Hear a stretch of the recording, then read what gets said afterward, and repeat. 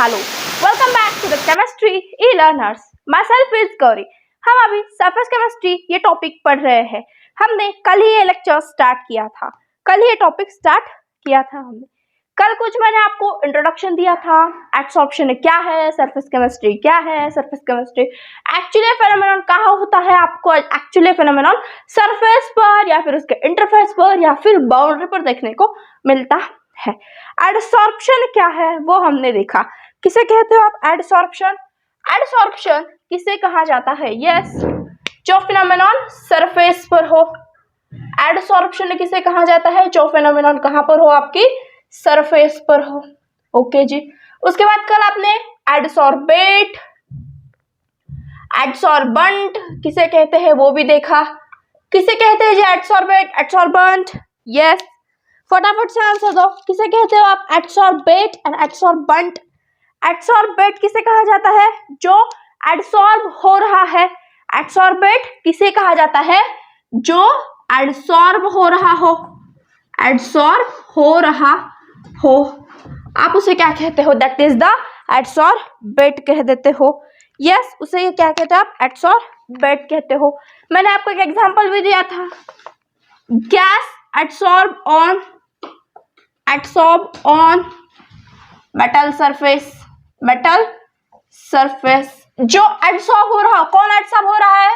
That is the gas. कौन आपसे adsorb हो रहा है आपके पास? That is the gas. तो हम गैस को क्या कहते हैं? एडसॉर्बेट। एंड जो हमारे पास मेटल सरफेस है वो क्या है हमारे पास? एडसॉर्बेंट। तो फिर आप क्या कह सकते हो? जिस पर एडसॉर्ब हो रहा है आप उसे क्या कहते हो? एडसॉर्बेंट। जिस पर एडसॉर्ब जिस पर यानी कि जो उसे स्पेस दे रहा है हम उसे क्या कहते हैं? उसका एडसॉर्बेंट कह देते हैं। आई होप आपको दोनों के दोनों डेफिनेशंस क्लियर हो। एडसॉर्बेंट क्या है? जो एडसॉर्ब हो रहा है। एंड एडसॉर्बेंट जिस पर यानी कि जो उसे सरफेस दे रहा है वो क्या होता है हमारे पास? एडसॉर्बेंट। ओके, हमने कल ये भी देखा कि adsorption it is not a क्या है हमारे पास? कोई बल्क फेनोमेनन नहीं है। बल्क फेनोमेनन नहीं है ये बल्क फेनोमेनन नहीं है। उसके बाद इसमें क्या देखा आपने?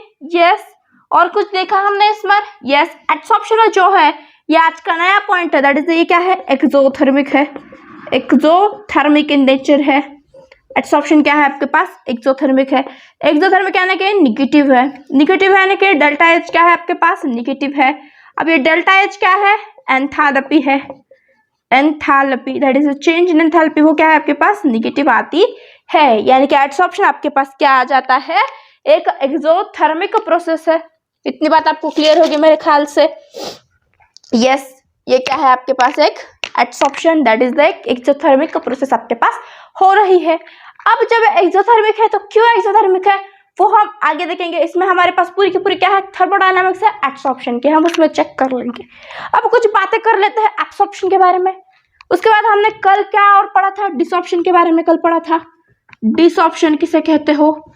ऑक्लूजन किसे कहते हैं? उसके बारे में हमने कल पढ़ा था। डिसॉर्प्शन किसे कहते हैं? Removal of the adsorbate. कल ये भी बताया था कि क्या है आपके पास? रिवर्सिबल प्रोसेस है। ये कैसी प्रोसेस है आपके पास? रिवर्सिबल प्रोसेस है। It is the reversible process. Okay, इतना क्लियर होगा आप सभी को। अब ये रिवर्सिबल है यानी कि जब एडसॉर्प्शन होता है तब डिसॉर्प्शन होता है, यानी कि एक इक्विलिब्रियम पर चलने वाला प्रोसेस है। जब एडसॉर्प्शन है तब डिसॉर्प्शन है। ये बात हमेशा याद रखना। यस, कल अच्छे से आपको एक्सप्लेन भी की थी। ऑक्लूजन किसे कहते हैं? जब गैस सरफेस मेटल की सरफेस पर एडसॉर्ब हो रहा हो उसे क्या कहा जाता है? Occlusion. Gas adsorb on metal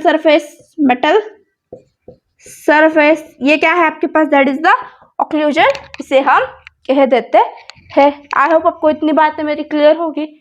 yes, अच्छे से विजिबल भी है आपको सारी चीजें। ओके जी, ये तो कल सब कुछ हमने कल के लेक्चर में पढ़ा था। आज क्या पढ़ेंगे? कुछ बातें एब्सॉर्प्शन के बारे में आज कर लेते हैं। किसके बारे में पढ़ना है आज? एब्सॉर्प्शन के बारे में। किसे कहते हैं एब्सॉर्प्शन? एब्सॉर्प्शन क्या है? एक बल्क फेनोमेनॉन है। ये क्या है? एक आपके पास बल्क फेनोमेनॉन है। ओके जी, अगर ये आपके पास बल्क फेनोमेनॉन है यानी कि ये क्या होता है? अब्सॉर्ब होता है, यानी कि अंदर तक पूरी प्रोसेस होती है। अगर एग्जांपल की आप बात करोगे, स्पॉन्ज लेना, स्पॉन्ज को अगर आप पानी में भिगो दोगे तो वो पानी पूरा का पूरा अब्सॉर्ब कर लेगा। क्या कर लेगा? पानी पूरा का पूरा अब्सॉर्ब कर लेगा। वो हमारे पास किसका एग्जाम्पल है? अच्छा खासा उस एब्सॉर्प्शन का एग्जाम्पल है। हमारे पास जो कुछ भी एब्सॉर्प्शन है वो एंडोथर्मिक है। एब्सॉर्प्शन एंडोथर्मिक है हमारे पास। देखो अब डिफरेंस लिखवा देती हूँ, एब्सॉर्प्शन एंड एडसॉर्प्शन। एडसॉर्प्शन सिर्फ एक ही अल्फाबेट का डिफरेंस है, बी एंड डी। एब्सॉर्प्शन क्या है? What is the meaning of that? Absorption, absorb करना, यानी कि it is the bulk phenomenon. Bulk फेनोमेनॉन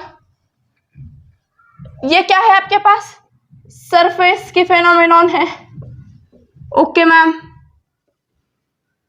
उसके बाद आप किसकी बात करते हो? ये क्या है?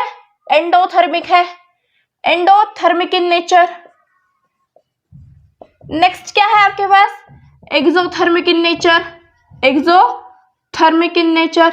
ओके। एब्सॉर्प्शन पर कोई टेम्परेचर का वगैरह डिफरेंस नहीं होता है, सॉरी कोई भी इस पर फर्क नहीं पड़ता है। No effect of temperature.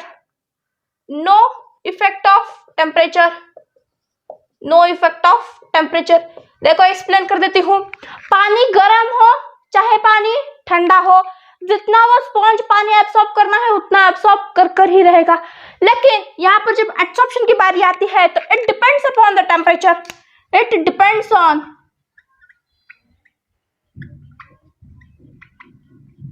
On the temperature. किस तरह से डिपेंड करता है? फॉर एग्जाम्पल ये में क्या है? मेरा मेटल का सरफेस है, ये क्या है? उस पर सारे के सारे गैस मॉलिक्यूल्स है, ऐसा आप मान लो। क्या है ये सारे के सारे? इसमें जी लिख देती हूं मैं। ये क्या है आपके पास? Gas molecule. मैंने इसे हीट किया है। क्या किया मैंने? इसे इस पर से हीट किया। अब जैसे मैंने यहाँ पर हीट किया तो क्या होगा? इस गैस मॉलिक्यूल की क्या बढ़ेगी? काइनेटिक एनर्जी इंक्रीज होगी। इसकी क्या इंक्रीज होगी? Kinetic energy. जब इसकी काइनेटिक एनर्जी इंक्रीज होगी तो यहाँ बैठेगा क्या? नहीं, यहाँ से वो यानी कि यहाँ से वो उसकी क्या मिल जाएगी? उसे वेलोसिटी मिल जाएगी। इसे अच्छी खासी वेलोसिटी मिल जाएगी तो यहाँ पर हमें ये नहीं दिखाई देगा। यानी कि अगर हम इसका टेम्परेचर इंक्रीज करते हैं, टेम्परेचर इंक्रीज करने पर हमें क्या देखने को मिलता है? डिसॉर्प्शन। टेम्परेचर इंक्रीजेस, डिसॉर्प्शन मिलता है। डिसॉर्प्शन इंक्रीजेस, यानी कि हम कह सकते हैं कि temperature is inversely proportional to the adsorption.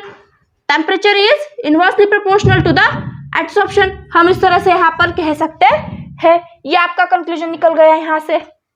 यहाँ पर भी कोई नई बात बताई। ओके, क्या कहा मैंने? एडसॉर्प्शन टेम्परेचर पर डिपेंडेंट है। किस तरह से डिपेंडेंट है? अगर कोई मॉलिक्यूल एक सरफेस पर है, गैस का मॉलिक्यूल, उसे आप हिट करोगे उसकी काइनेटिक एनर्जी इंक्रीज होगी। उसे अगर वेलोसिटी मिल जाएगी तो वो यहाँ से भागने की कोशिश करेगा, यानी कि वो भागेगा, यानी वहां पर एक वॉइड क्रिएट हो जाएगी। वो वॉइड को हम क्या कहते हैं? वहां पर डिसॉर्प्शन हो जाएगा। अगर यहाँ पर डिसॉर्प्शन शो हो गया यानी कि टेम्परेचर इंक्रीजेस, डिसॉर्प्शन इंक्रीजेस, यानी कि हम कह सकते हैं कि temperature is inversely proportional to adsorption. Temperature is inversely proportional to the adsorption. ये आपको यहाँ से एक अच्छा पॉइंट मिल गया।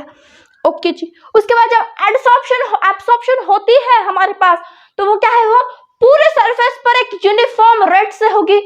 इस पर क्या है हमारे पास? एक प्लस पॉइंट। ये यूनिफॉर्म रेट से होगी हमारे पास, यूनिफॉर्म रेट से हमें दिखाई देगी। ओके, जब हम बात करते हैं एब्सॉर्प्शन की, this is the non uniform. ये क्या है? ये नॉन यूनिफॉर्म है, ये हमें यूनिफॉर्म नहीं नजर आएगी। ओके, उसके बाद और क्या कह सकते हैं हम? ये एब्सॉर्प्शन पूरे मटेरियल में सेम होगा, लेकिन एडसॉर्प्शन पूरे के पूरे मटेरियल में सेम नहीं पाया जाएगा। यहाँ पर जो टेम्परेचर की बात है वो अच्छे से याद रखना, एब्सॉर्प्शन में भी। एंड ये तो बहुत अच्छा खासा मैंने आपको पॉइंट बता दिया है। ये पॉइंट याद रखोगे तो पूरा का पूरा सरफेस केमिस्ट्री बहुत इजीली समझ में आपको आ जाएगा। आई होप आपको इतना क्लियर होगा। यस यस, बहुत ज्यादा फास्ट पढ़ा है लेकिन अच्छे आपको ग्रिप से पढ़ा रही हूँ ताकि आपके दिमाग में हर एक पॉइंट फिट हो जाए। आई होप आपको इतनी बातें क्लियर होगी। यस, हाँ ना बोलना पड़ेगा भाई, हाँ ना, बोलना पड़ेगा, कमेंट्स करने पड़ेंगे। अगर नहीं समझ में आ रहा, कहाँ अटक रहे हो तो ही आप किसी सॉल्यूशन की जड़ तक पहुंच पाएंगे। इतना लिख लो, फर्स्ट लिख लिया होगा, कर दो इरेज। यस, ये रिलेशन अच्छे से याद रखना, temperature increases, desorption increases, temperature is inversely proportional to the adsorption. Yes, चलो फिर हम बढ़ जाते हैं आगे की ओर। अब हमें क्या देखना है, तो अब हमें देखना है कि हम ये जो कुछ भी थर्मोडायनेमिक्स है इसके किस तरह से है, उस थर्मोडायनेमिक्स की तरफ हमें यहाँ से मूव करना है। अब चलो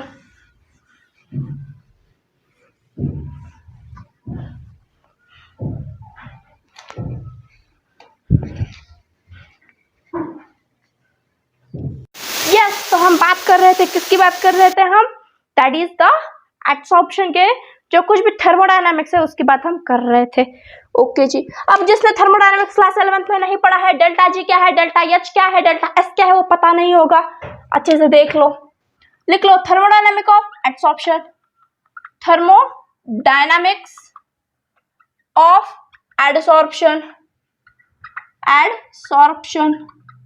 ओके, अब इससे क्या पढ़नी है, थर्मोडायनामिक्स पढ़नी है। किस तरह से पढ़ोगे आप, सबसे पहले आपको इसके 3 पार्ट पता होने चाहिए, डेल्टा जी क्या है, डेल्टा एच क्या है एंड डेल्टा एस क्या है। डेल्टा जी क्या है, गिब्स फ्री एनर्जी है, गिब्स फ्री एनर्जी है। डेल्टा एच क्या है, एंथैल्पी क्या है, enthalpy, that is not enthalpy only, change in enthalpy.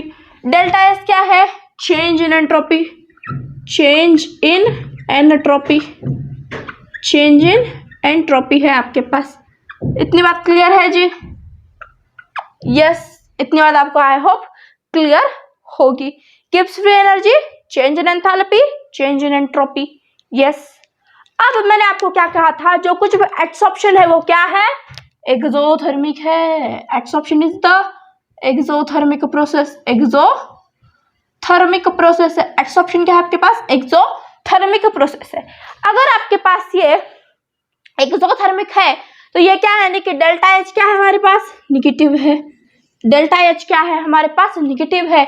इतना तो आप सभी को अब पता चल ही गया होगा। अब हमारे पास एक इक्वेशन आती है, delta G is equal to delta H minus T delta S. Delta G is equal to delta H minus T delta S. Delta G delta S पता है, टी क्या है यहाँ पे आपके पास, टेम्परेचर हो जाता है। डेल्टा एस क्या है, चेंज इन एंट्रोपी आपके पास यहाँ पर हो जाती है। अब अगर मैं बात करूं एडसॉर्प्शन, ये क्या है, एक स्पॉन्टेनियस प्रोसेस है। डेल्टा एच क्या है आपके पास, एक स्पॉन्टेनियस प्रोसेस है। सॉरी, एडसॉर्प्शन क्या है आपके पास, ये एक क्या है, स्पॉन्टेनियस प्रोसेस है। स्पॉन्टेनियस प्रोसेस है। मैम स्पॉन्टेनियस का मीनिंग क्या है, बता देती हूँ। एडसॉर्प्शन कोई पकड़ कर रहा है या खुद ब खुद हो रहा है। एडसॉर्प्शन कोई जबरदस्ती से कर रहा है, किसी के प्रेशर में कर रहा है या खुद ब खुद हो रहा है। मेरे ख्याल से तो एडसॉर्प्शन ये खुद ब खुद हो रहा है। जब कोई प्रोसेस खुद ब खुद हो जाती है, खुद ब खुद हो जाती है, तो हम उसे क्या कह देते हैं, वो स्पॉन्टेनियस है जी। क्योंकि मैंने डस्ट पार्टिकल से नहीं कहा कि इस पेन पर आकर एडसॉर्ब हो जाइए, वो खुद ही आकर एडसॉर्ब हो जाती है, यानी कि ये स्पॉन्टेनियस है। क्या है आपके पास, स्पॉन्टेनियस प्रोसेस है। जब स्पॉन्टेनियस होता है तो आपके पास डेल्टा जी भी क्या आ जाता है, निगेटिव आ जाता है। डेल्टा जी भी क्या आ जाता है, निगेटिव आ जाता है।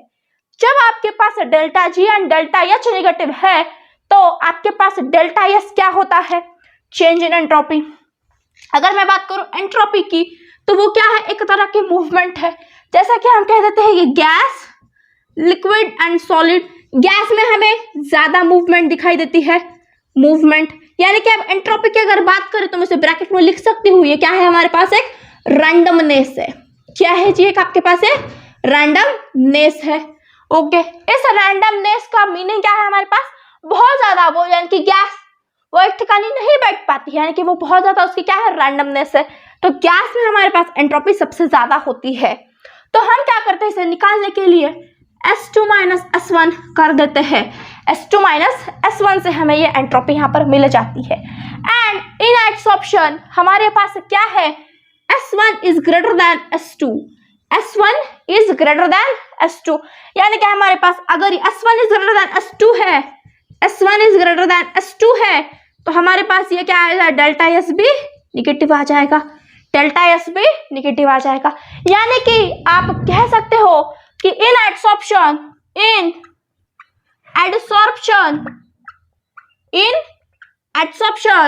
Delta H, delta G and delta S, these three are negative, these three are the negative in nature।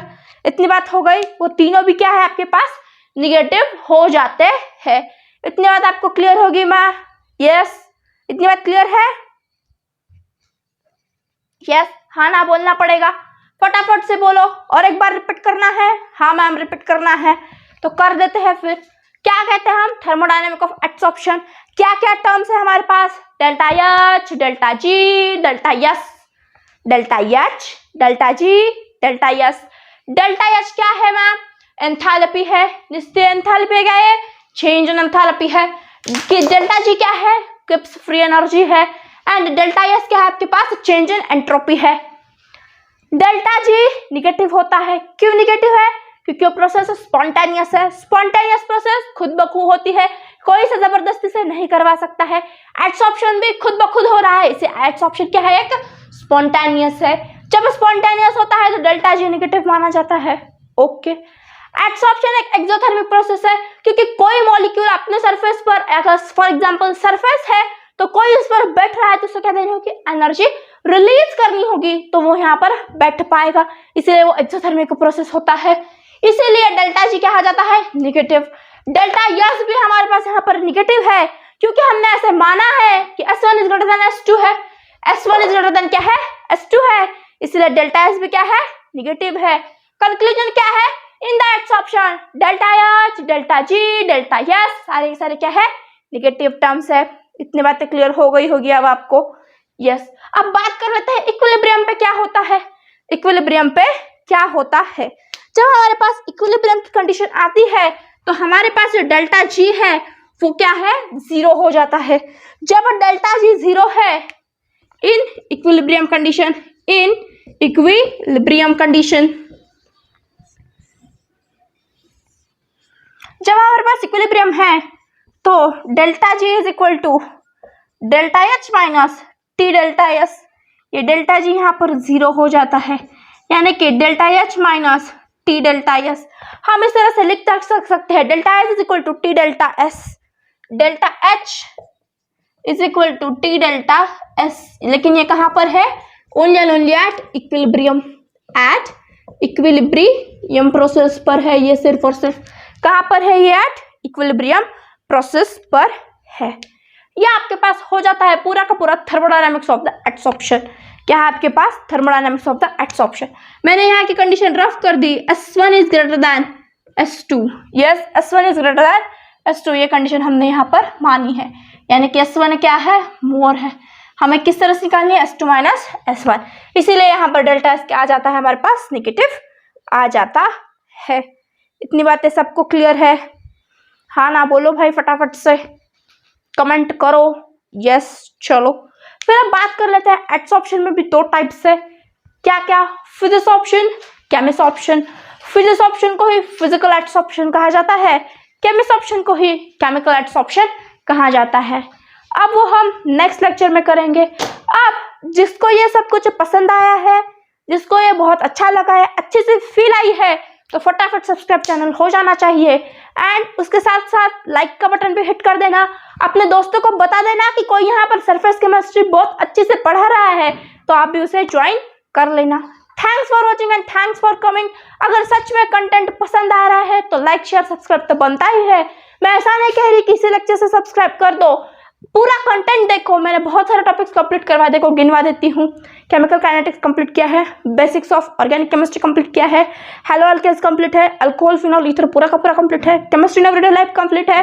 उसके बाद अगर आप देखोगे तो दैट इज द क्या कहते हैं हम उसे, और एक metallurgy, D block, coordination compounds, बहुत कुछ मैंने यहाँ पर कवर कर रखा है। अब हमारा सिलेबस क्या क्या बचा है वो भी बता देती हूँ। सॉलिड सेट, सॉल्यूशन, इलेक्ट्रोकेमिस्ट्री, उसके बाद nitrogen, aldehyde, biomolecule and the polymer. ये मेरे 7 टॉपिक बचे हैं। उसमें से आपके पास बायोमोलिक्यूल, पॉलीमर, ये बहुत ज़्यादा इजी एंड थ्योरेटिकल टॉपिक है, वो हम केमिस्ट्री रियल लाइफ की तरह कंप्लीट कर लेंगे। अब बचते हैं आपके पास 3 टॉपिक, वो बहुत ज़्यादा टफ माने जाते हैं, that is the solid state. Solid state बहुत इजी है, मैं आपको एक फॉर्मूला शीट देकर उसको कंप्लीट करवा दूंगी। उसके बाद आपके पास सॉल्यूशन है इलेक्ट्रोकेमिस्ट्री, थोड़ा सा इलेक्ट्रोकेमिस्ट्री टफ है लेकिन मैं आपको अच्छे से पढ़ा दूंगी। उसके बाद आपके पास क्या बचता है अब, यस अल्डिहाइड कीटोन, वो भी बहुत ईजी है। इसके बाद हम वही स्टार्ट कर देंगे अल्डिहाइड कीटोन। ओके जी, ये भी टॉपिक हमारा 4 से 5 लेक्चर में फिनिश होने वाला है। Thanks for watching and keep doing your study. Bye bye.